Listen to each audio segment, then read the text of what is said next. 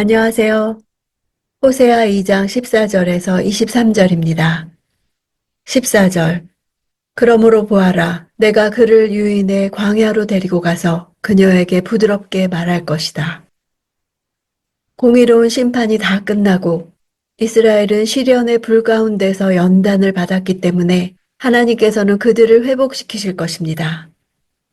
그러나 이 회복의 예언은 앞에서 말씀하신 그들에 대한 심판을 취소하실 것을 전제하지는 않습니다.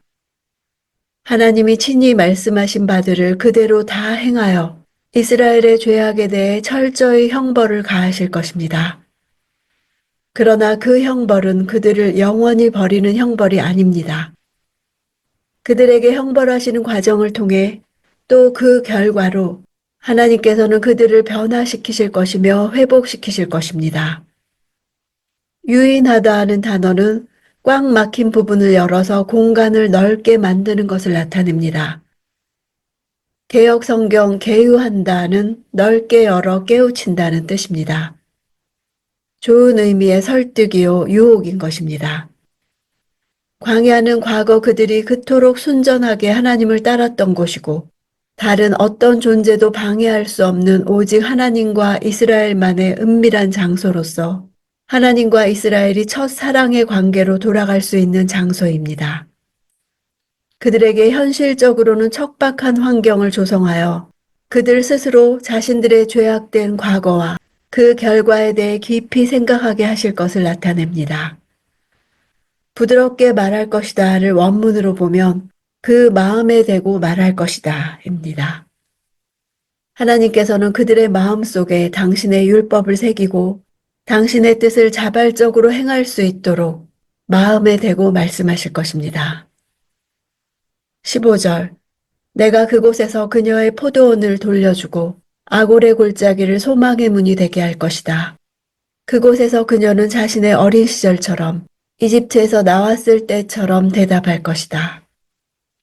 그곳에서란 하나님께서 이스라엘의 마음에 말씀하심으로써 관계를 새롭게 한 이후 이루어질 회복된 영적 상태를 가리킵니다. 하나님께서 당신과 이스라엘의 관계 회복이 이루어진 이후에야 비로소 자신이 과거 빼앗았던 포도원을 돌려주실 것이라고 약속하십니다.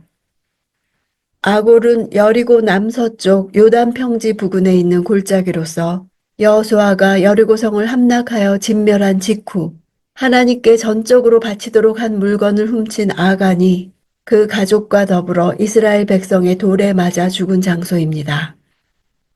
이스라엘이 가나안 땅에서 처음으로 여호와의 진노를 경험한 곳입니다. 16절. 그날에 여호와의 말씀이 있을 것이다. 너는 나를 내 남편이라고 부르고 다시는 나를 내 바알이라고 부르지 않을 것이다. 바알이라는 일반 명사는 주인, 남편이라는 뜻이고 고유 명사로 가나안 우상 바알을 가리키는 말이기도 합니다. 이스라엘 백성들은 공식 절기 때 여호와께 예배하면서 여호와를 바알이라 불렀습니다. 그 후 혼합주의에 빠져 여호와와 바알을 구별하지 못하고 여호와께 제사를 드리면서도 바알의 이름을 불렀습니다. 17절. 내가 그녀의 입에서 바알들의 이름들을 제거할 것이다. 그들이 다시는 그들의 이름을 기억하지 않을 것이다. 기억하다는 표현은 기억하여 부르는 것을 뜻합니다. 우상 숭배 의식에서 주술로 신을 불러내는 일을 뜻합니다. 출애굽기에서 하나님은 다른 신들의 이름을 부르지도 말라고 명령하셨는데 이스라엘은 그 명령을 수백 년 동안 계속해서 어겨왔었습니다. 이스라엘 자손이 수백 년 동안 하지 못했던 일을 하나님께서 주권적으로 하시겠다고 약속하시는 것입니다. 18절. 그날에 내가 들판의 짐승들과 하늘의 새들과 땅 위를 다니는 생물들과 함께 언약을 맺을 것이다. 내가 그 땅에서 활과 칼과 전쟁을 제거해 그들을 안전하게 눕게 할 것이다.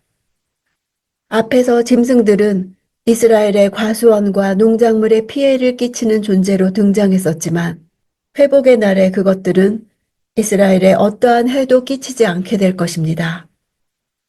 짐승들은 하나님과 의지적으로 언약을 체결할 수 없으므로 하나님께서 창조적 권능으로 짐승들이 인간에 대해 해를 끼칠 수 없도록 그들의 생태 자체를 바꾸실 것을 예언하십니다. 19절 20절 내가 나를 위해 너와 영원히 혼약을 맺고 내가 의로움과 정의로 또 인애와 긍휼로 혼약을 맺을 것이다. 내가 나를 위해 진실로 혼약을 맺을 것이다. 그러면 너는 여호와를 알게 될 것이다. 혼약을 맺는다는 말이 3번이나 반복되어 있습니다. 이런 삼중적인 반복은 최상급의 강조입니다. 하나님은 옛 시내산 언약에서 시작된 첫 결혼에 실패한 이스라엘을 마치 전혀 결혼하지 않은 존재처럼 여기고 새로운 신부로 맞아들이고자 하시는 것입니다. 하나님은 5가지 결혼 지참금을 신부에게 지불하십니다. 의로움, 정의, 인애, 긍휼, 진실입니다. 이는 새 결혼 관계가 영원히 파기되지 않고 지속될 것을 나타냅니다. 그 결과 그들은 여호와를 알게 될 것입니다. 신부되는 이스라엘이 여호와와 결혼 관계에 들어감으로써 마치 신부가 신랑을 아는 것처럼 하나님을 본질적으로, 인격적으로 깊이 있게 알게 될 것입니다.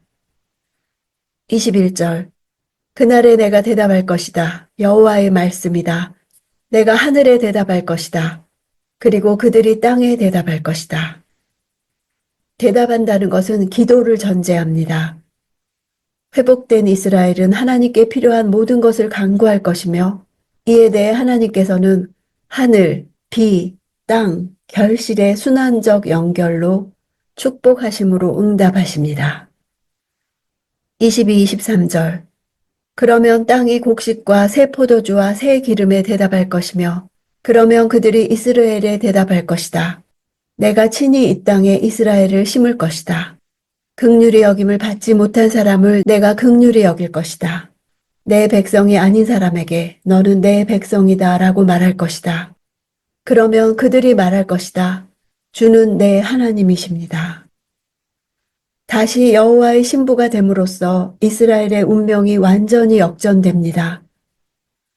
호세아의 세 자녀인 이스라엘, 루하마, 로암미의 저주가 완전히 해소되고 하나님의 회복이 그들에게 완전히 성취될 것입니다. 이스라엘은 피를 뿌리는 심판의 상징이었으나 이제 하나님께서 이스라엘 족속을 심으심으로써 번성케 하실 것입니다. 보이지 않는 하나님이 나의 주인이며 남편이신데 보이는 우상인 바알에게로 마음이 기울어졌습니다. 아골 골짜기는 탐욕의 결과 하나님께서 진노하신 골짜기입니다. 내가 하나님을 섬기는 마음이 탐욕 때문이라면 하나님은 내게 바알인 것입니다. 탐심은 우상 숭배입니다. 그런 이스라엘을 하나님은 광야로 데려가 부드럽게 말씀하십니다. 광야는 내가 탐하던 그 어떤 것도 얻을 수 없는 땅입니다. 그런 상황에 가서야 내게 하나님의 말씀이 들리는 것입니다. 하나님이 진정한 나의 주인이시며 남편이심을 깨닫게 되는 때입니다. 하나님이 나의 주인이시며 남편 되시면 하나님으로부터 포도원이 회복되고 아골 골짜기 같던 고통이 소망의 문이 될 것입니다.